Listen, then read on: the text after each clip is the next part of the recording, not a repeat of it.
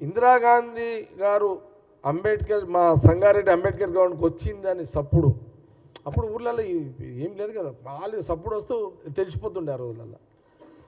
ఆ టైము అప్పుడు చూసుకుంటున్నట్టుంది, అది బాగా నాకు బాగా జ్ఞాపకం ఉంది. మబ్బులు వచ్చింది, అవి 3 కావచ్చు 4 కావచ్చు మబ్బులు వచ్చింది. ఆ టైంకి మా అమ్మ ఇక్కడ నుంచి ఇప్పుడు సపోజు బహుశా అది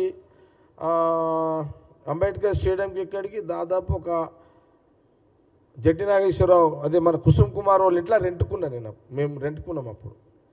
వారింటి నుంచి గ్రౌండ్కి ఒక అటో ఇటో ఒక 30 కిలోమీటర్, కొంత కిలోమీటర్ కాకుండా దూరమే కదా. ఆ సప్పుడు చూసి ఇందిరాగాంధీ గారు వచ్చిర్రు అని మా అమ్మ నన్ను పట్టుకొని ఉరుకుతూనే ఉన్నది. ఇది ఆమె ఉరుకుతుందిగా, ఆమె ఎందుకు ఉరుకుతుందో మా అమ్మ ఎందుకు ఉరుకుతుందో నాకు తెలియదు. నా చేయి పట్టుకున్నది జర్సేపు, నేను పిల్లగాన్ని జర్సేపు పట్టుకొని చేయి పట్టుకొని ఉరుకుతున్నది, జర్సేపు సంకలు ఎత్తుకున్నది. అయినా మా అమ్మ డ్యూటీ, మా అమ్మ ఏఎన్ఎం నర్సు, మా అమ్మ డ్యూటీ చేస్తుంది మా అమ్మ. ఇక మా అమ్మ అంటే ఇక మనకేం తెలియదు, ఆమె ఉరుకుతున్నది, ఆమె చేయి పట్టుకుంది కాబట్టి ఉరుకుతున్నా. జర్సేపు పిల్లగాని కదా దమ్ము పడుతుంది అని ఎత్తుకున్నది. అటు ఇటు ఆ గ్రౌండ్కి పోయే కాడికి మీరు రాహుల్ గాంధీ గారు వచ్చిన సభ గ్రౌండ్ చూసారు కదా, ఆ గేట్ ఎంట్రీకి చాలా దూరం ఉంటుంది. ఆ గ్రౌండ్లోకి పోయేటికి ఆ రోజులలో ఏంటంటే సింగిల్ డాయిసే ఉంటుండే, ఓన్లీ ఇట్లా ఓన్లీ సింగిల్ డాయిసేగా. ఆ సింగిల్ డాయిస్లో ఇందిరాగాంధీ గారు, ఆమె పక్కకు భాగారెడ్డి గారు, రామచంద్రారెడ్డి సాబ్, పి రామచంద్రారెడ్డి గారు. అంటే అప్పుడు భాగారెడ్డి గారు కూడా తెలియదు నాకు, పి రామచంద్ర సాబ్ తెలియదు, తర్వాత చరిత్ర నేను తెలుసుకున్నా కాబట్టి. ఆ రోజు ఏంటిది పోయినాము, వీళ్ళ దూరం కంచే ఆమెను చూడాలని అంతే. ఎవరు? మా అమ్మ పేరు డి జమాయమ్మ. మా అమ్మ ఇందిరాగాంధీ గారిని చూడాలని పిల్లగాడని చూడకుండా మా అమ్మూరికి నన్నూరికి పిచ్చి సంకలెత్తుకొని అటు మీద గ్రౌండ్కి పోయి ఏం లేదోడా దూరంగా అయితే ఆమెను చూసుడు అంతే. నేను అనుకుంటాను, నేనే కాదు బండి సంజయ్ అమ్మ కూడా ఆ రోజులలో అట్లా ఉరుకుంటుంది, నో డౌట్. నేను విమర్శిస్తలేదు, సారీ, నేను విమర్శిస్తలేదు బండి సంజయ్ గారిని. బండి సంజయ్ గారు తప్పుగా అనుకోవద్దు ప్లీజ్. నేను అమ్మని, మా అమ్మ అయినా మీ అమ్మ అయినా ఒకటే. బండి సంజయ్ గారు మీ అమ్మాయినా మా అమ్మాయినా ఒకటే. కానీ ఆనాడు ఆ రోజులలో అలాంటి అభిమానం మా అమ్మకైనా మీ అమ్మకైనా మా నాయనకైనా మీ నాయనకైనా ఉన్నది. ఇప్పుడు ఓకే, నువ్వు బీజేపీలో ఉన్నావు, నీ పాలసీలు వేరు, నువ్వు ఇందిరాగాంధీ గారు అంటున్నావు, నువ్వు అనకపోతే కూడా మోడీ గారు ఊరుకోరు. మీ అమ్మాయినా మా అమ్మాయినా ఒకటే, మా నాయన మీ నాయన మనకు ఒకటే, అందులో తేడా లేదు.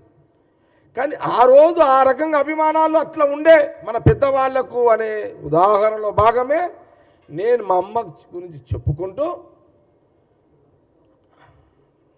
ఇప్పుడున్న అన్ని జనరేషన్స్, బీజేపీలో ఉన్న అన్ని జనరేషన్స్ ఎవరైతే ఇప్పుడున్న నాయకులం ఉన్నామో, మీరు బీజేపీలో ఉన్నారు, కాంగ్రెస్ ఉన్నాం, నేను ఇప్పుడు కాంగ్రెస్లో లేకుండా ఇంకో పార్టీలో ఇదే చరిత్ర. బహుశా నేను వేరే పార్టీలో ఉంటే చెప్పకపోవచ్చు, కానీ ఇది నిజం.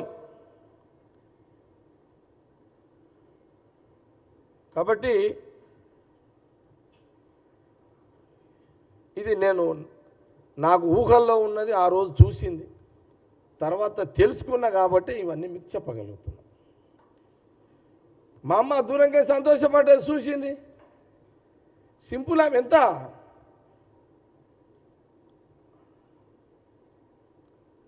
అప్పటికి ఆ గ్రౌండ్ అంతా కూడా ఇడ్ల బండ్లు, పబ్లిక్, వంటలు వండుకొని పడుకున్న ఆమె రాగానే లేచి కూస్తున్నారు అంతా, గొంగళ్ళు తెచ్చుకోవడము.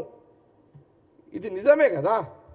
ఇలాంటి చరిత్ర ఉన్న నాయకురాలు దేశ రాజకీయాల్లో ఏ రాజకీయ పార్టీకి ఉన్నది? ఇది బీజేపీ పార్టీ కానీ ఏ పార్టీ నాయకులన్నా దీని గురించి ఏం మాట్లాడతారు? ఏముందని మాట్లాడతారు?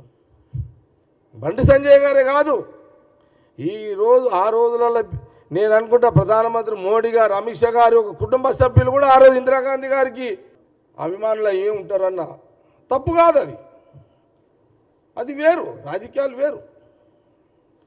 అలాంటి యొక్క పుట్టుక, అలాంటి యొక్క చరిత్ర ఈ దేశ రాజకీయ వ్యవస్థలో ఒక ఇందిరాగాంధీ గారికి దక్కింది.